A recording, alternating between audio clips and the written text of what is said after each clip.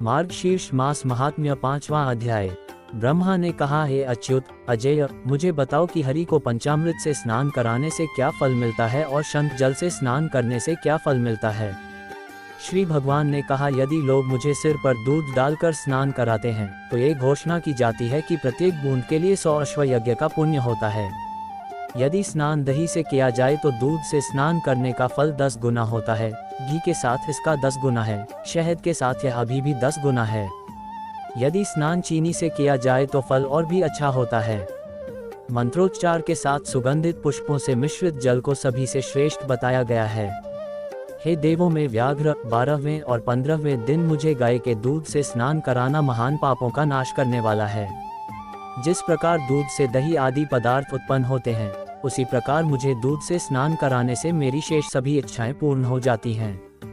मुझे दूध से स्नान कराने से सौभाग्य और समृद्धि प्राप्त होती है, दही के माध्यम से मीठा भोजन। जो मुझे घी से स्नान कराएगा वह मेरे लोक वैकुंठ में जाएगा। जो मार्गशीर्ष माह में मुझे शहद और चीनी से स्नान कराता है, स्वर्ग जाता है और स्वर्ग से लौटकर आता है, वह इस संसार में राजा के रूप में जन्म लेता है। जो मार्गशीर्ष महीने में मुझे दूध से स्नान कराता है, वह पृथ्वी पर हाथियों, घोड़ों और रथों से भरा राज्य प्राप्त करता है। स्वर्ग लोक में वह चंद्रमा, इंद्र, रुद्र और पवन देवता पर विजय प्राप्त करता है। हे पुत्र, मार्गशीर्ष माह में मुझे दूध से स्नान करना अति उत्तम है। दूध से स्नान करने का प्रभाव वैभव प्रदान करता है, इससे पोषण में वृद्धि होती है। हे मेरे पुत्र, मुझे दूध से नहलाने से सारे दुर्भाग्य नष्ट हो जाते हैं। हे सम्मान देने वाले, जो मार्गशीर्ष में मुझे पंचामृत से स्नान कराता है, वह कभी भी पृथ्वी पर रिश्तेदारों द्वारा शोकग्रस्त होने के लिए दयनीय स्थिति में नहीं पड़ता है। जो मनुष्य गहरे भूरे रंग की गाय का दूध से मुझे स्नान कराता है, उसे 100 पीले रंग की गायों के दान का फल मिलता है। यदि कोई गुरु मार्गशीर्ष के महीने में शंख में तीर्थ जल लेकर उसकी एक बूंद से भी मुझे अभिषेक करेगा तो वह अपने परिवार का उद्धार करेगा। जो मनुष्य शंख में गहरे भूरे रंग की गाय का दूध लेकर भक्तिपूर्वक मुझे स्नान कराता है, उसे समस्त तीर्थों के दर्शन का फल प्राप्त होता है। जो मनुष्य मार्गशीर्ष माह में शंख में कच्चे चावल के दाने और कुछ घास के साथ जल लेकर उससे मुझे स्नान कराता है, उसे सभी तीर्थों के दर्शन का फल प्राप्त होता है। जो मार्गशीर्ष में श्रद्धापूर्वक भगवान को 8 शंखों के जल से स्नान कराता है, वह श्रेष्ठ मनुष्य होता है। वह मेरी दुनिया में सम्मानित है। हे मेरे पुत्र, जो मुझे 16 शंख जल से स्नान कराएगा, वह पापों से मुक्त हो जाएगा। वह बहुत लंबे समय तक स्वर्गलोक में सम्मानित होता रहा है। जो 24 शंख जल से मुझे स्नान कराता है, वह दीर्घकाल तक इंद्रलोक में निवास करता है और पृथ्वी पर राजा के रूप में जन्म लेता है।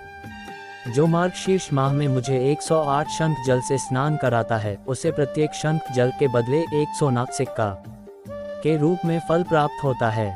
यदि कोई धर्मात्मा व्यक्ति शंख बजाकर मार्गशीर्ष में मुझे स्नान कराता है तो उसके पितृ स्वर्ग चले जाते हैं। जो मुझे 1008 शंखों से स्नान कराता है, वह जल गण परिचारक बन जाएगा और मोक्ष प्राप्त करेगा जब तक कि सभी जीवित प्राणियों का विनाश नहीं हो जाता। हे सुरों में श्रेष्ठ, जो प्रतिदिन मुझे शंख से स्नान कराता है, उसे गंगा स्नान का फल मिलता है और वह देवताओं के समान सदैव प्रसन्न रहता है। हे पुत्र, जो शंख में जल लेकर नारायण को नमस्कार कहता है और मुझे स्नान कराता है, वह सभी पापों से मुक्त हो जाता है। जिस जल से मेरे पैर धोए गए हैं, उस जल को शंख में रखकर जो सौंफ मिलाकर पुण्यात्मा वैष्णवों को देगा, वह चांद्रायण का फल प्राप्त करेगा। जल चाहे नदी से लिया गया हो या झील से या कुएं या तालाब आदि से, यदि उसे शंख में रखा जाए तो वह गंगा जल बन जाता है। जो वैष्णव मेरे पदम्बु, जिस जल से विष्णु के पैर धोते हैं, को शंख में रखता है और उसे सदैव अपने सिर पर रखता है, वह ऋषि है और तप करने वालों में सबसे उत्कृष्ट है, अर्थात तपस्या करता है। हे पुत्र, मेरी आज्ञा से तीनों लोकों के सारे तीर्थ शंख में ही स्थित हैं, इसलिए शंख को सबसे उत्कृष्ट के रूप में याद किया जाता है। जो वैष्णव हाथ में जल से भरा शंख लेकर मार्गशीर्ष माह में इन मंत्रों को दोहराते हुए मुझे स्नान कराता है, वह मुझे प्रसन्न करता है। शंख के प्रथम भाग में चंद्रमा देवता हैं, पेट में वरुण देवता हैं, पीठ पर प्रजापति और सिरे पर गंगा और सरस्वती हैं। उनके नाम का उच्चारण करना चाहिए और मुझे स्नान कराना चाहिए। सुर अपने गुणों की गणना करने में सक्षम नहीं हैं। हे देवराज, मेरे सामने पुष्प, जल तथा कच्चे चावल के दानों के साथ शंख की पूजा करें। इसका वैभव अपरिमित और सर्वत्र है। एक शंख में अक्षत भरकर मेरा पूजन करना चाहिए, जिससे मेरा सुख 100 वर्ष तक बहुत महान हो जाता है। यदि कोई शंख में पीने का पानी, फूल, जल और कच्चे चावल के दाने लेकर मुझे अर्घ्य देता है तो उसका पुण्य अनंत होता है। यदि कोई मनुष्य स्वयं शंख पर अर्घ्य लेकर परिक्रमा करता है तो उसे 7 महाद्वीपों वाली पृथ्वी की परिक्रमा करने के समान पुण्य होता है। यदि कोई मनुष्य मेरे सिर के ऊपर से जल लेकर घुमाए और शंख के जल से मंदिर पर छिड़के तो उसके घर में कोई अमंगल नहीं होगा। यदि पादतक जिस जल से पैर धोए जाते हैं शंख में लेकर सिर पर लगाया जाए तो उसे न तो चिंता, न थकावट और न ही नरक का भय सताएगा। सिर पर शंख जल देखने से भूत, राक्षस, कुष्मांड राक्षस, भूत, सर्प और दानव 10 दिशाओं में मस्ती करने लगते हैं। जो मनुष्य भक्तिपूर्वक वाद्य यंत्रों की ध्वनि और मंगल गीतों के ऊंचे स्वरों के साथ मुझे स्नान कराता है वह जीवित रहते हुए ही मुक्त हो जाएगा। ये कथा स्कंद पुराण के वैष्णव खंड के अंतर्गत है। नारायण भगवान की जय।